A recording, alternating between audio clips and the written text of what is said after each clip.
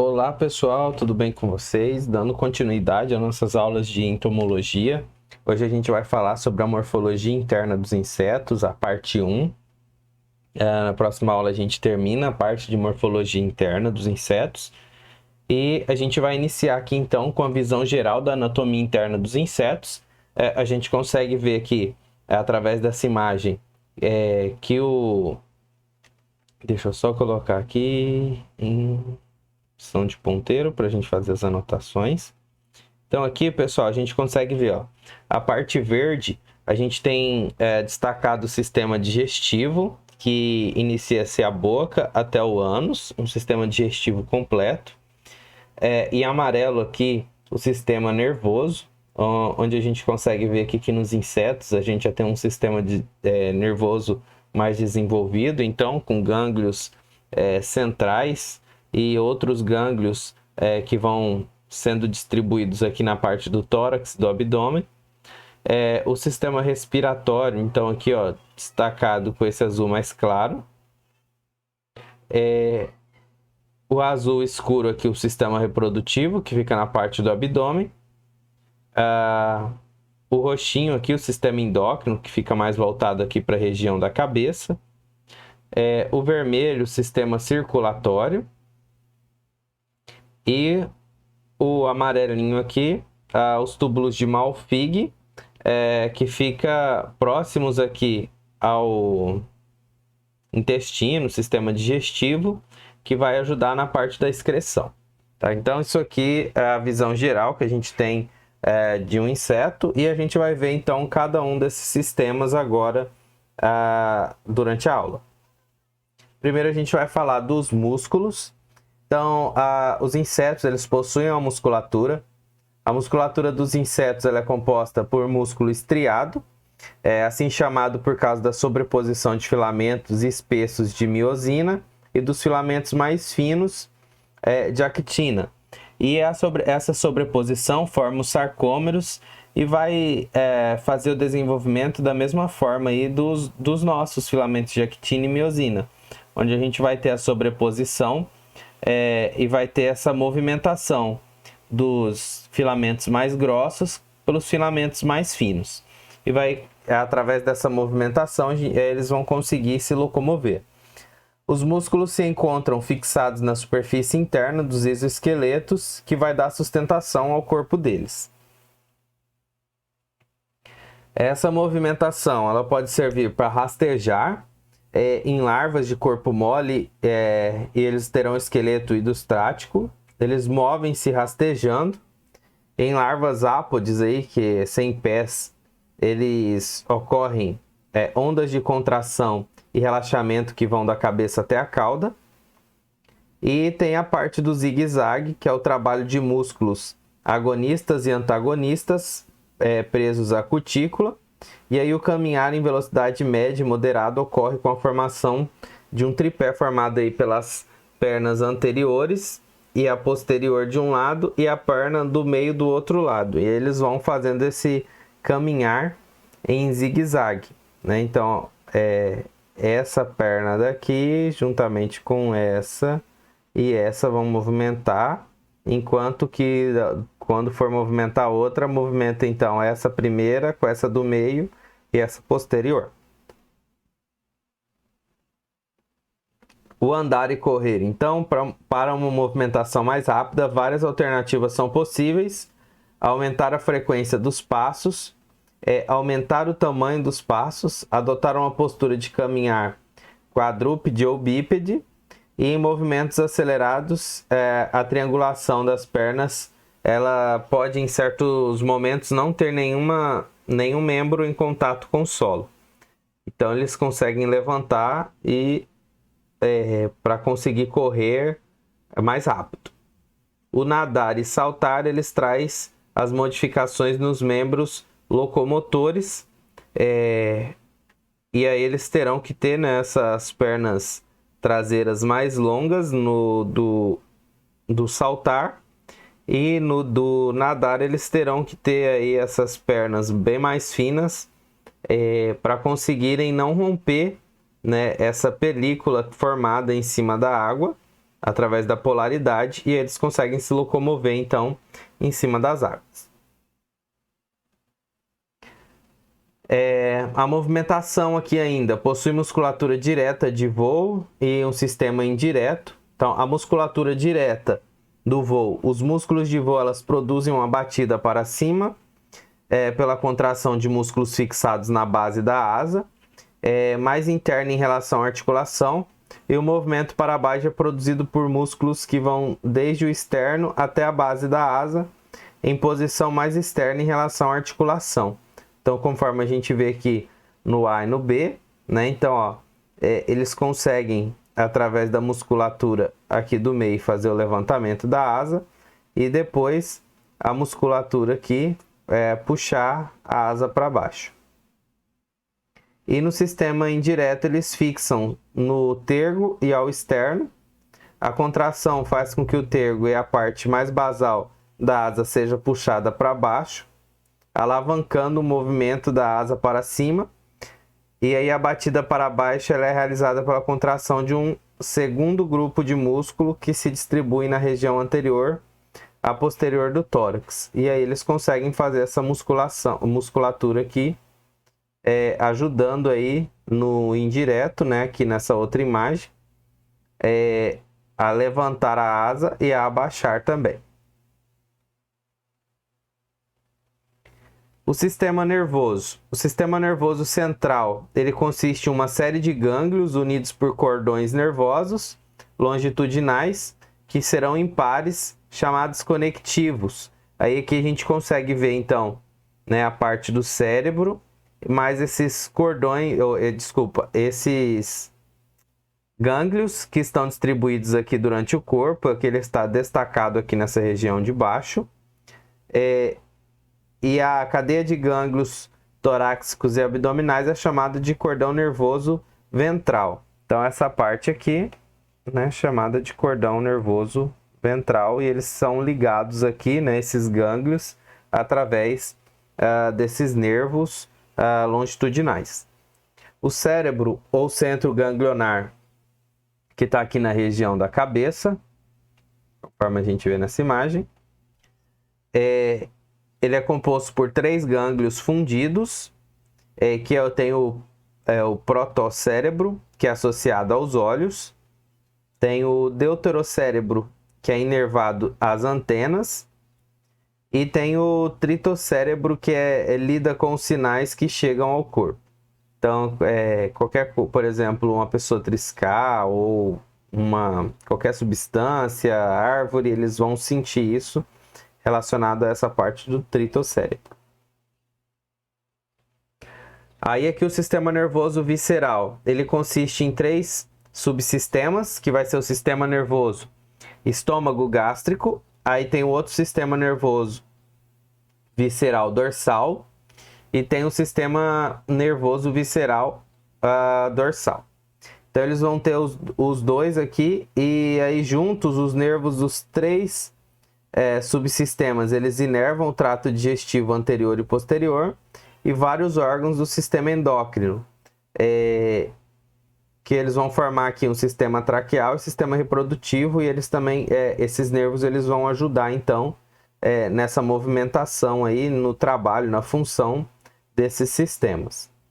O sistema nervoso periférico, ele vai ser formado por neurônios motores e axônios que vão irradiar do sistema nervoso central e do sistema nervoso aqui estômago gástrico para os músculos, mais os neurônios da estrutura sensoriais da cutícula, que recebem um estímulo mecânico, térmico, químico ou visuais do ambiente no qual está o inseto.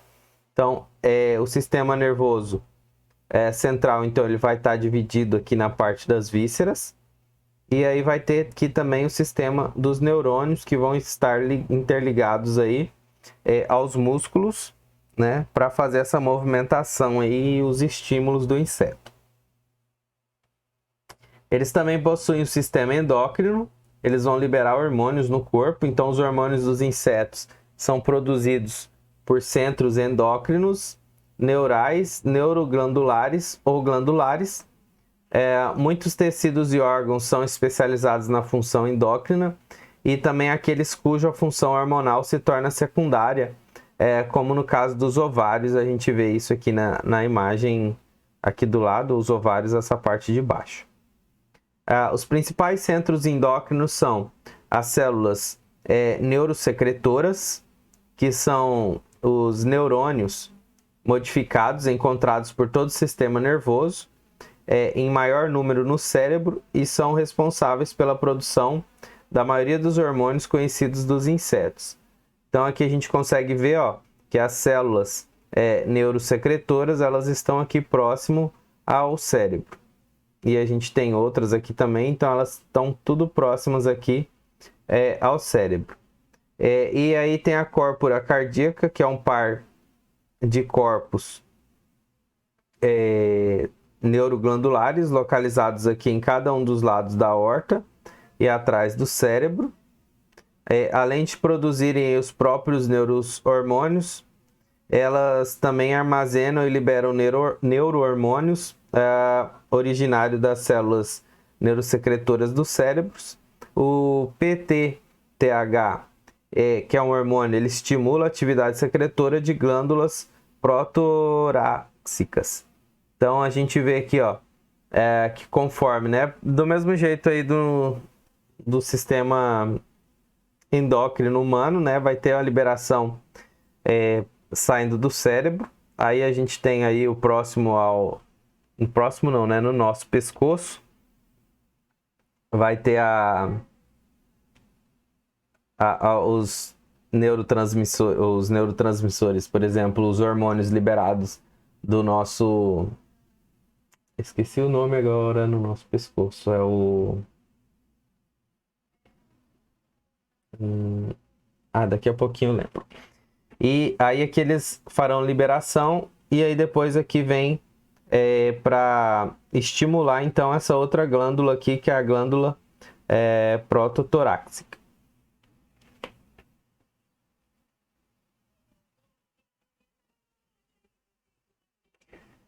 Aqui dentro do sistema endócrino ainda, a gente tem as glândulas protoráxicas, que são glândulas difusas, impares, geralmente localizadas no tórax ou na parte posterior da cabeça.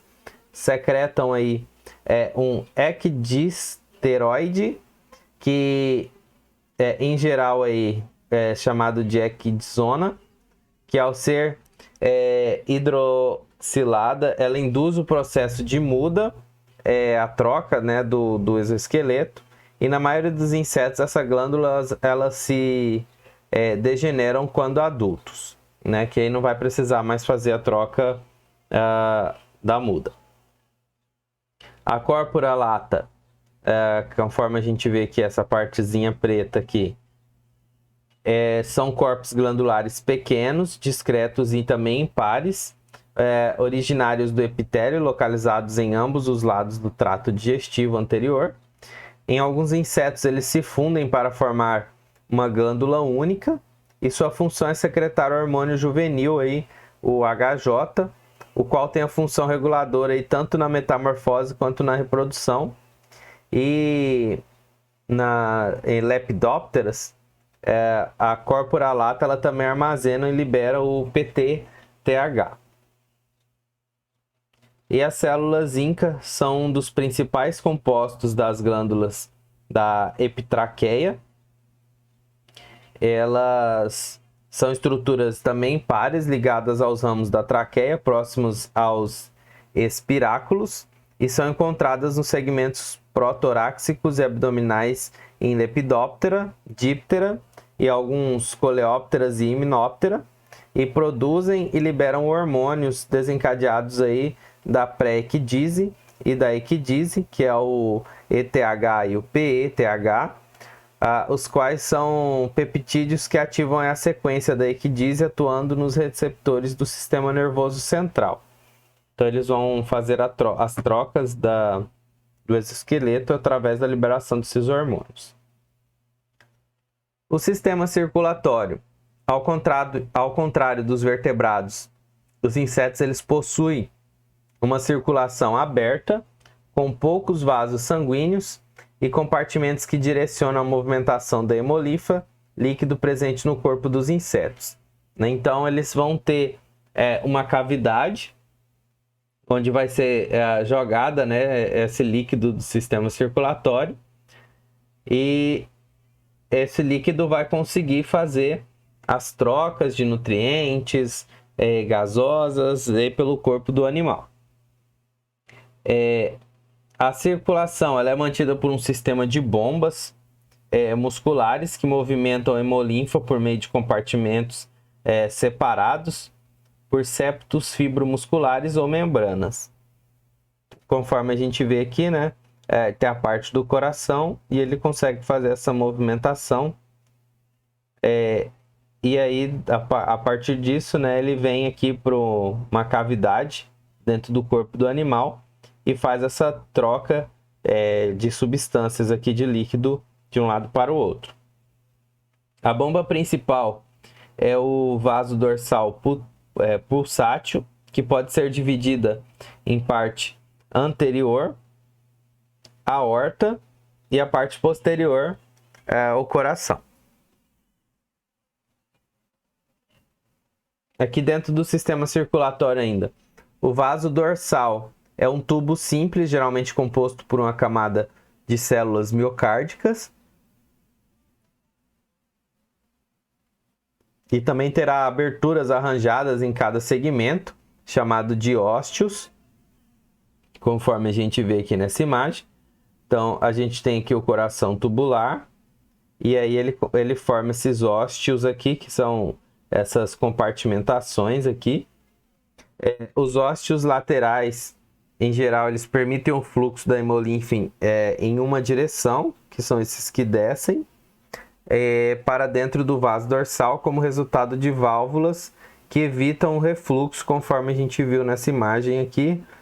Eles possuem válvula onde o sangue ele passa e depois ele não retorna.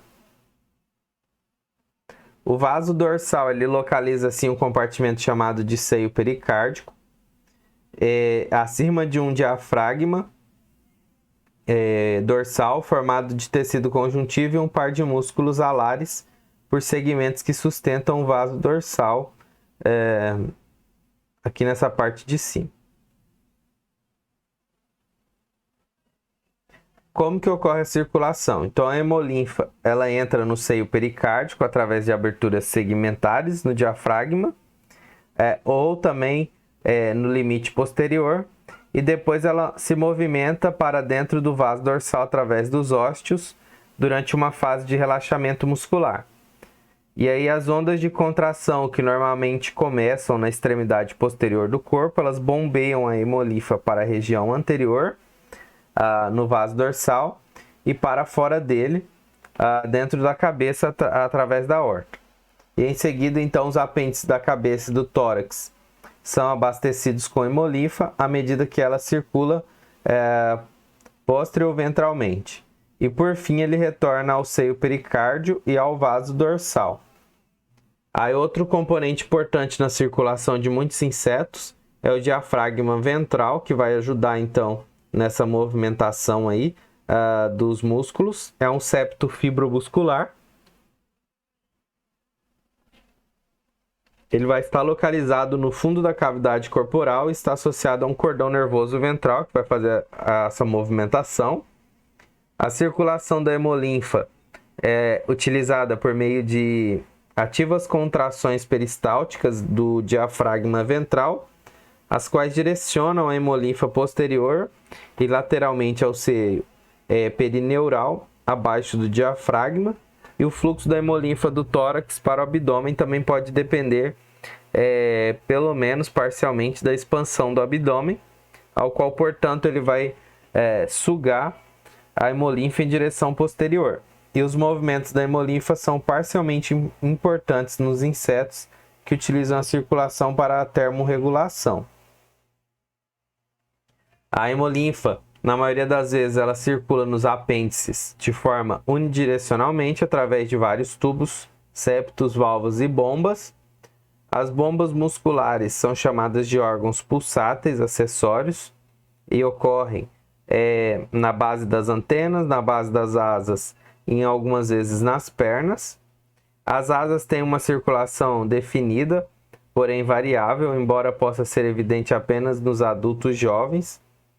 Pelo menos em alguns das lepidópteras, a circulação na asa ocorre por meio de movimentação recíproco da hemolinfa, que são chamados nos seios venosos da asa, e no do ar, que nas traqueias elásticas da asa. Para dentro e para fora da asa, de modo com que esse movimento ocorre por intermédio da atividade de órgãos pulsáteis, de maneira reversa em relação ao batimento cardíaco e às alterações do volume traqueal.